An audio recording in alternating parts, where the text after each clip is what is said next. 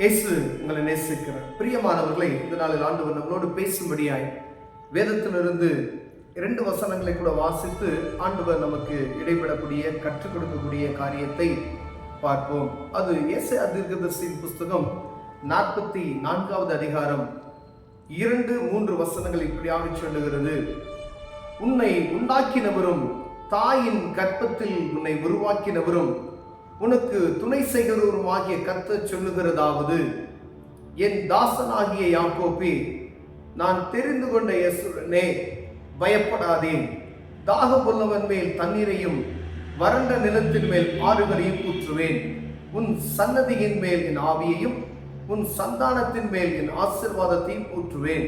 அதனால் அவர்கள் புல்லின் நடுவே நீர்க்கால்களின் ஓரத்தில் உள்ள அலறி செடிகளைப் போல வளருவார்கள். பிரியமானவர்களே, உன்னை உண்டாக்கினவரும் தாயின் கர்ப்பத்தில் உன்னை உருவாக்கினவரும் உனக்கு துணை செய்கிறார். பிரியமானவர்கள், ஆண்டவர் சொல்லுகிறார், யாக்கோபே, இஸ்ரவேலின் சந்ததியே, உன்னை உண்டாக்கினவர் தாயின் கர்ப்பத்தில் உன்னை அறிந்திருக்கிறவர் சொல்லுகிறதாவது, நான் உன்னை தெரிந்து கொண்டேன், நீ ஏன் பயப்படுற? பயப்படாத. நேரங்களில் ஆண்டவர் பயப்படாத பயப்படாத பயப்படாத என்று சொல்லுகிற அந்த வார்த்தைகள் நாம் கேட்டுக்கொண்டே வருகிறதை நாம் அறிந்திருக்கிறோம். பிரியமானவர்களே, ஜனங்களுக்கு, எல்லா மனிதர்களுக்கும் பயம் நிறைந்த ஒரு வாழ்க்கை உண்டு என்பதை அறிந்திருக்கிறோம். ஏன்னா மரண பயம் அநேக ஜனங்களை சூழ்ந்து இருக்கிறது. அநேகருக்கு தேவையற்ற பயம், ஆனால் எதை குறித்ததால ஒரு பயம் உண்டாகி கொண்டே இருக்கும். ஆண்டவர் சொல்றார், பயப்படாத, நான் உன்னை தாயின் கர்ப்பத்தில் உன்னை அறிந்திருக்கிறேன். ஆண்டவருடைய பிள்ளைகளை ஆண்டவர் விசேஷித்த விதமாய் அவர் ஆசீர்வதித்து அவர்களை முன்குறித்து தாயின் கற்பத்தில் உருவாகுவதற்கு முன்னே நான் உன்னை அறிந்திருக்கிறேன் என்று ஆண்டவர் சொல்லுகிறார். பிரியமானவர்களே, அப்ப ஆண்டவர் முன்குறித்து விட்டார். அவர் என்ன செய்றாரு? உன்னை பேசூலி அழைத்திருக்கிறார். தாயின் கற்பத்தில் உன்னை அறிந்திருக்கிற தேவன் அவர் சொல்லுகிறார், நான் உனக்கு துணையா இருக்கிறேன். கர்த்தர் சொல்லுகிறார், தாசனாகிய யாக்கோபே, பயப்படாத அப்படின்னு சொல்றார். அதெல்லாம் சொல்லிட்டு அவரை சொல்றாரு பாருங்க, தாகம் உள்ளவன் மேல் தண்ணீரையும். ஒரு மனிதனுடைய ஆசீர்வாதம், ஆண்டவரை அறிந்து கொண்ட கர்த்தருடைய பிள்ளைகளுக்கு வர வேண்டிய ஆசீர்வாதம் தடையா இருக்கிறது என்றால் ஆண்டவர் தெரிந்து கொண்டார். கர்ப்பத்திலே உருவாகும் அவனை புரிந்து கொண்டார், தெரிந்து கொண்டார். ஆனா ஒரு ஆசீர்வாதத்தை என்னால் பார்க்க முடியல அப்படின்னு சொன்னா ஆண்டவர் கீழே இருக்க வசனத்துல என்ன சொல்றான்னு பாத்தீங்கன்னா, தாகம் உள்ளவன் மேல் தண்ணீரையும் வறண்ட நிலத்தில் ஆறுகளையும் ஊற்றுவேன். உன் சந்ததியின் மேலும் உன் சந்தானத்தின் மேல் ஆசீர்வாதத்தை என்ன செய்வாராம்? ஊற்றுவேன் என்று ஆண்டவர் சொல்லுகிறார். அப்ப தாகம் உள்ளவே தண்ணீரை ஊற்றுவேன் அப்படின்னு சொல்றார். ஆண்டவரை பார்க்கும்படியாய் யாருக்கு தாகம் இருக்கிறதோ, அவரை அறிந்து கொண்ட பிள்ளைகள், அவர் முன்கூட்டி அறியப்பட்ட பிள்ளைகள், அவர்கள் வாஞ்சை உள்ளவர்களாய் தாகம் உள்ளவர்களாய் காணப்படும் பொழுது ஆண்டவர் அவர்களை ஆசீர்வதிப்பேன் என்று சொல்லுகிறார். பிரியமானவர்களே, அது வறண்ட நிலத்துல ஆறுகளை ஓட செய்கிறவர். உன் சந்ததியை மாத்திரமல்ல, உன் சந்தானத்திலும் ஆசீர்வாதத்தை நான் ஊற்றுவேன் என்று ஆண்டவர் சொல்லுகிறார். பிரியமானவர்களே, ஆசீர்வதிக்க முடியல என்னால். ஒரு ஆசீர்வாதத்தை சாபம் போல காணப்படுகிறது. நம்ம வாயில வரக்கூடிய வார்த்தையில தருத்துரியம் இல்லை என்று சொல்லுகிற இந்த காரியங்கள் எப்பொழுதும் நம்முடைய பிள்ளைகளுக்கு இருக்கிறதை நாம் பார்க்க முடிகிறது. ஆண்டவர் சொல்கிறார், நான் உன்னை தாய் கற்பத்தில் நான் அறிந்து கொண்டேன், நான் பேசும் உன்னை அழைத்தேன். ஆனா உண்மை உனக்கு தாகம் இருக்கிறதா?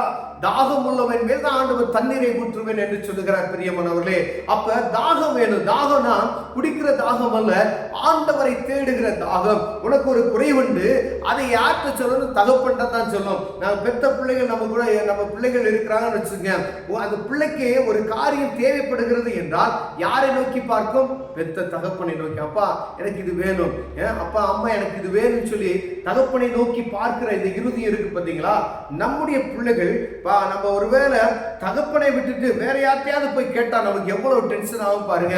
ஒருவேளை நம்ம கையாளாத ஆளா இருந்தா ஒருவேளை பிள்ளை என்ன செய்ய போயும் வேற ஆள்கிட்ட கேட்கணும். அப்படிதான், ஒருவேளை என்னால முடியல, என் தகப்பனால முடியல அப்படின்ற ஒரு சூழ்நிலைக்கு நேரா நான் தள்ளப்பட்ட பொழுது என் பிள்ளை யார்கிட்ட போய் கேட்கும்? வேற ஆள்கிட்ட போய் கேட்கும். அப்ப தகப்பன் சரி இருக்கும் பொழுது யார்கிட்ட கேட்கும்? பிள்ளை தகப்பன்கிட்ட தான் கேட்கும். அப்ப தகப்பனை அறிந்திருந்து தகப்பனை பார்க்கும்படியாய் வாஞ்சியுள்ள அந்த பாரத்தோடு, அந்த ஆத்ம தாகத்தோடு தேவ சமூகத்துல போய் உங்க குறைகளை அவருக்கு தெரியப்படுத்துவீர்களானால் அவர் சொல்லுகிறார், நீ தாகத்தோடு என்னிடத்த வரும் பொழுது உன் தாகத்தை நான் என்ன செய்வேன், தீர்ப்பேன் என்று சொல்லுகிறார். தாகம் உள்ளவர் மேல் தண்ணீரை ஊற்றுவேன், வறண்ட நிலங்கள்ல ஆறுகளை ஓடச் செய்வேன் என்று சொல்கிறார். பிரியமான வனாந்தரம் போல இருக்கிறது என் வாழ்க்கை. அதெல்லாம் உங்களுக்கு பிரச்சனை இல்லை. நீங்க பார்க்க வேண்டியது தகப்பனை நோக்கி பார்க்கணும். தகப்பனை பார்க்கிறீங்களா, யாரை பார்க்கிறீங்க என்பதை புரிந்து, உங்க தகப்பனால முடியல அப்படின்னு சொன்னீங்கன்னா நீங்க அடுத்த முயற்சி செய்யணும். உங்க தகப்பன் சர்வ வல்லமையுள்ள தேவன் என்பதை நீங்கள் அறிந்திருக்கிறீர்களா? தாயின் கற்பத்தில் அறிந்திருக்கிற ஒண்ணு அப்படின்னு சொல்லி ஆண்டவர் சொல்லுகிறார். தாயின் கற்பத்தில் முன்கூட்டியே அவரை பேர் சொல்லி அழைத்திருக்கிறேன் என்று சொல்லுகிறார். அப்ப அவர் முன்குறித்த நாம் அவரை எவ்வளவாய் அறிந்து வைத்திருக்கிறோம் என்பதை பார்க்கும்படியாய் ஆண்டவர் ஒவ்வொரு நாளும் நம்மை சோதித்தருகிறவராய் இருக்கிறார். பிரியமானவர்களே, ஒரு குறை என்றால் தேவ சமூகத்துக்கு போய் என் தகப்பனிட்ட நான் கேட்கிற அந்த கிருபை எனக்கு இருக்கிறதா, அந்த தகப்பனை பார்த்து என் குறைகளை சொல்லுகிற அந்த பாக்கியம் எனக்குள்ள இருக்கிறதா, என் தகப்பனிட்ட நான் அந்த நெருங்கி சேர்கிற அந்த தாகம் எனக்குள்ள இருக்கிறதா என்று பார்க்கும்படி ஆண்டவர் விரும்புகிறார். பிரியமானவரே, இப்ப தாகமுள்ளவன் மேல் என்ன செய்றாரு, தண்ணீரை ஊற்றுவார். வறண்ட நிலத்துல வாய்க்கால்களை ஊற்றுவார். எப்படி வேணாலும் இருக்கலாம். ஆண்டவருக்கு அதுக்குள்ள நீ தகப்பன்ட்ட போறியா, அவரை நோக்கி பார்க்கிற அவர்கள் முகங்கள் பிரகாசம் அடைந்தது என்று வேதம் சொல்லுகிறது. பிரியமானவர்களே, இப்ப சொல்றாரு, சன்னதி மேல் ஒரு சந்தானத்தின் ஆசீர்வாதத்தை நான் ஊற்றுவேன். தாகமுள்ளவன் மேல் தான் ஊற்ற முடியும். நான் என் கிறிஸ்தவனா இருப்பது நிமித்தமா ஆண்டவர் ஆசீர்வதிக்கின்ற எந்த ஒரு நிபந்தனையும் கிடையாது.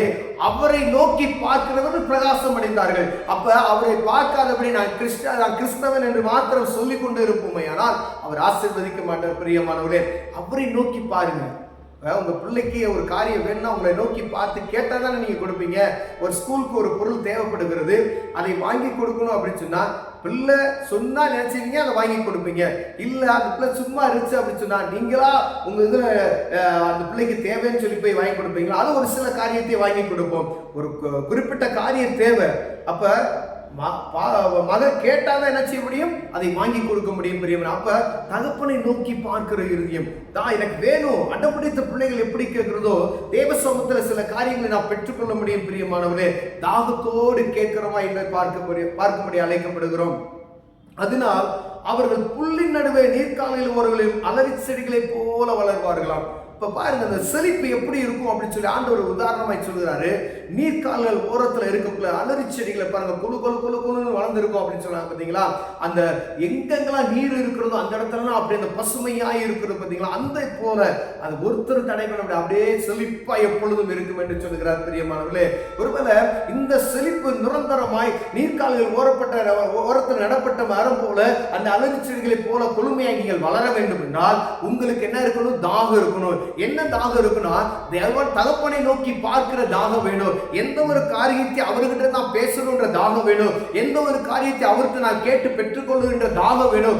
அப்பொழுது ஆண்டவர் உங்களை ஆசீர்வதித்து பெருக செய்வார். பிரியமானவர்களே, வறண்ட நிலம் போல் இருக்கிற வாழ்க்கையை வாய்க்கால்களாய் மாற்றுவார். உன் சன்னதி மேலும் உன் சந்தானத்தின் மேலும் ஆசீர்வாதத்தை ஊற்றுவேன் என்று சொல்லுகிறார். பிரியமானவர்களே, எத்தனை பேர் இதை நாம் அறிந்திருக்கிறோம்? ஆசீர்வாதம் எல்லாருக்கும் வேணும்.